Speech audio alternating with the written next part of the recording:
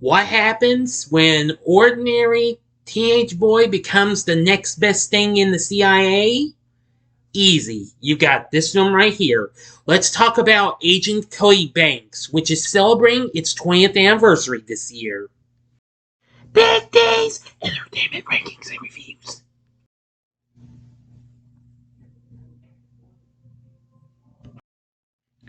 So, greetings, my fellow YouTubers, and welcome to Big D's Entertainment Rankings and Reviews. My name is Dual, better known to you as the Big D, and this time around I bring to you a review of the 2003 spy action comedy flick Agent Cody Banks, released by MGM, directed by Harold Zwart. The film stars Frankie Muniz in the title role, as it follows the adventures of the 15-year-old title character who has to finish his chores, avoid getting grounded, and save the world by going undercover for the CIA as a James Bond-type super spy. The film also stars Hilary Duff in one of her first films, plus Angie Harmon, Keith David, Cynthia Stevenson, Daniel Roebuck, Daryl Hammond, Ian McShane, and Arnold Vosloo. The film was released on this day, March 14th in 2003. So henceforth, this is the film's 20th anniversary. Now, MGM actually released the film in the US, while Fox released it internationally. So this was the first major motion picture project for Duff, apart from the film spin-off of her TV series, Lizzie McGuire, which, of course, the Lizzie McGuire movie, of course, was released that same year, as a matter of fact.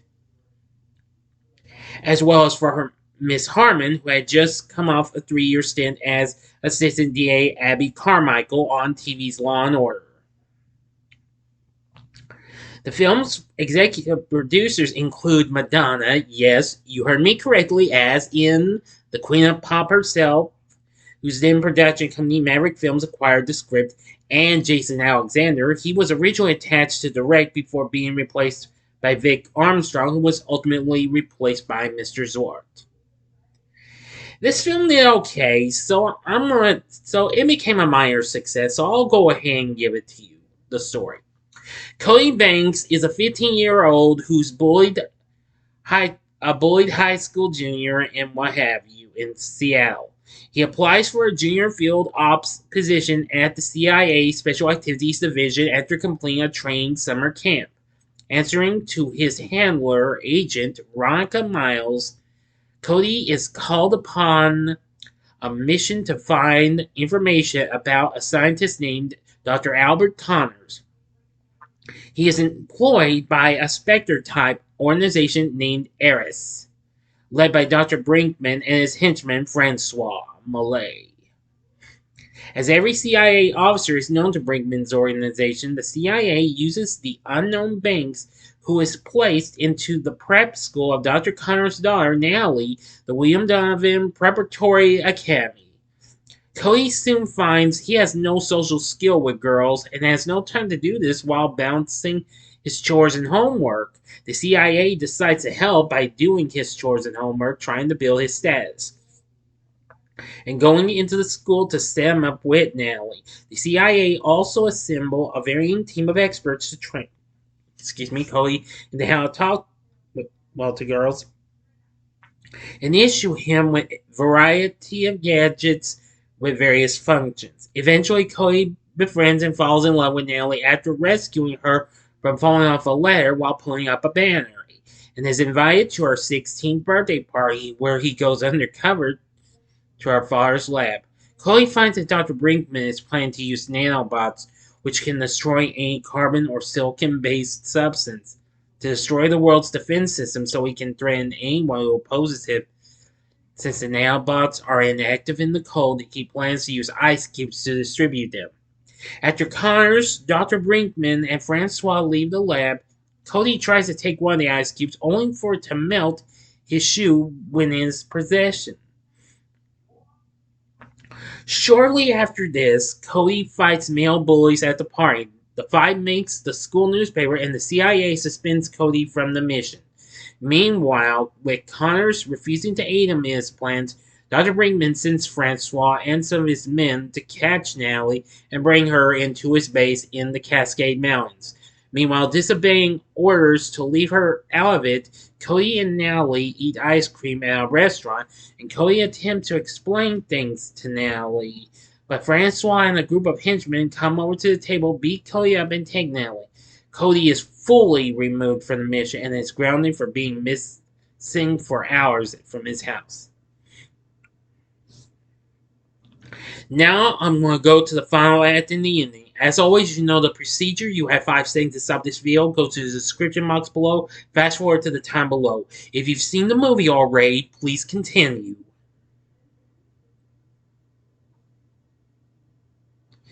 Okay, you've been warned.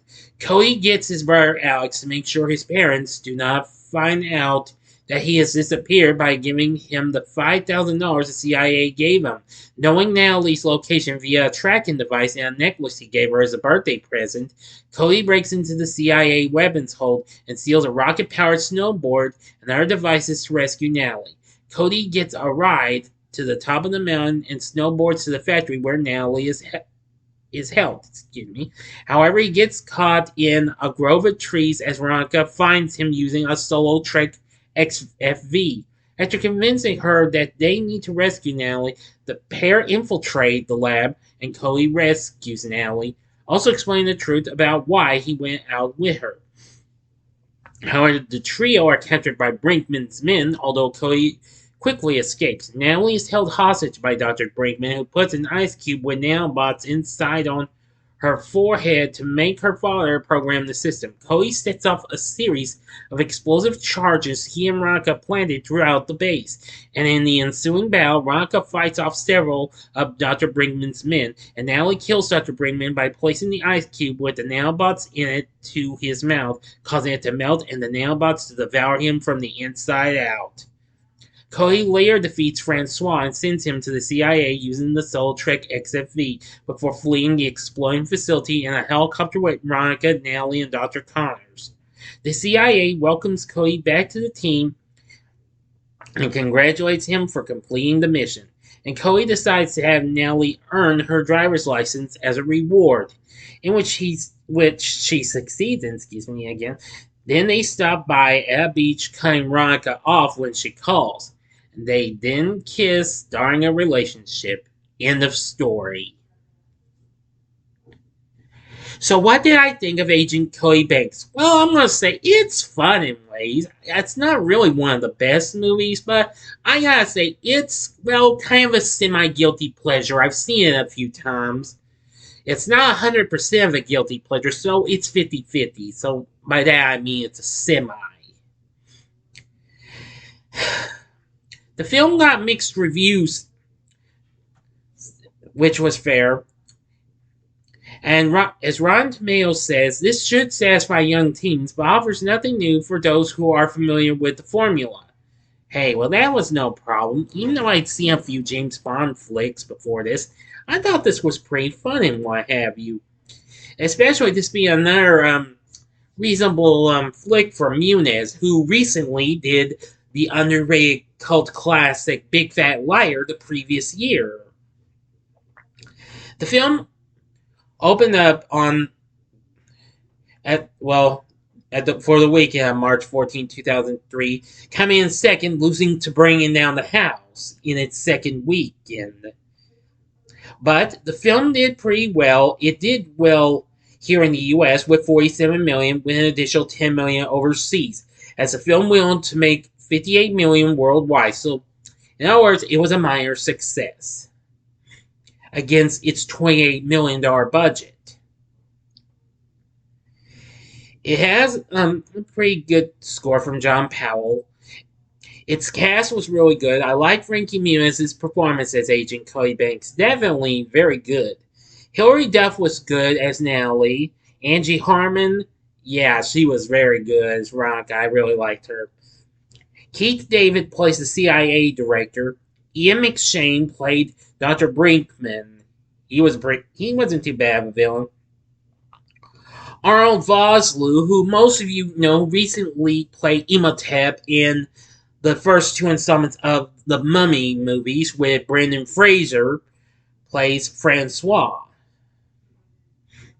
Let's see. Martin Donovan plays Dr. Connors. Daniel Roebuck plays Cody's father, and Cynthia Stevenson plays Cody's mother.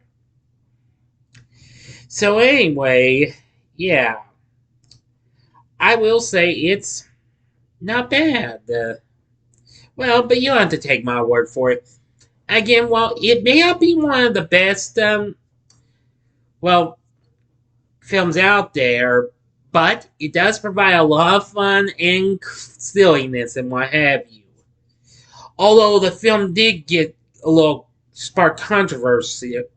When the film was released on home video, MGM included an apologetic paragraph in response to a throwaway line involving special ed, which of course is special education, because the furor erupted over an almost throwaway line in the film at the end of the testy first meeting between Cody and Natalie,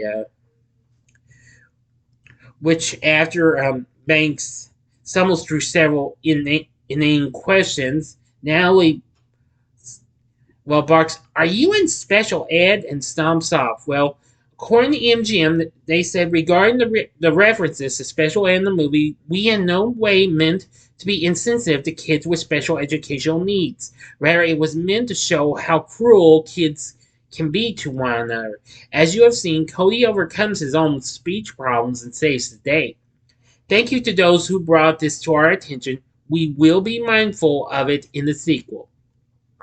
And that's right. The following year, it would get a sequel in Agent Cody Banks 2 Destination London. But unfortunately, that kind of didn't do as well as this one did. I will go ahead and review that and not save it for next year for its anniversary because it didn't do so well. But anyway, you'll begin a review of that tomorrow night. Anyway, the story isn't too bad. I will say that, let's say that was fun. Music wasn't too bad. You get to hear some familiar tunes in there, though. But it does have a pretty good cast, though, and what have you. So overall, with everything said, would I recommend Agent Cody Banks? Well, I would say to be on the safe side, give it a one-time watch. But unless you are a fan of Frankie Muniz or Hilary Duff, then I'd say go for it. But I'm going to play it safe and say give it a one-time watch.